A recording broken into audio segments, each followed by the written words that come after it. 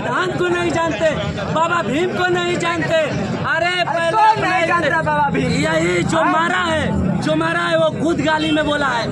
उसकी औकात है कि बाबा साहब को बोल रहा है कि हम नहीं जानते हैं।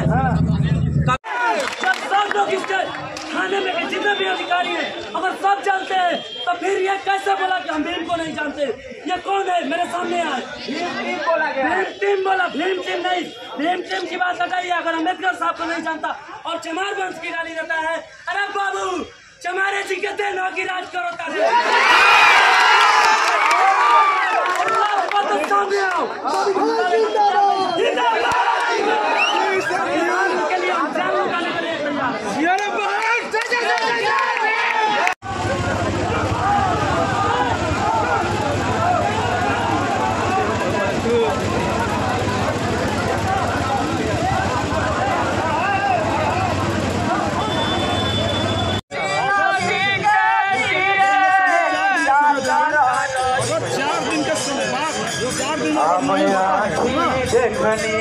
चार दिन का अंदर नहीं होता है।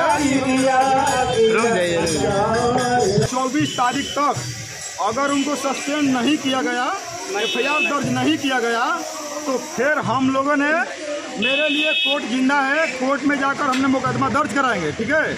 उसके बाद हमने 25 तारीख को पूरी जो भोजपुर जिला है, जो जगदीशपुर में, पूरी चप्पे 25 तारीख को हम लोग जाम करेंगे, ठीक है। तो इसलिए आप सभी साथी से मेरा आग्रह है कि आज शांति बनाकर कोई नाराबाजी नहीं करेगा।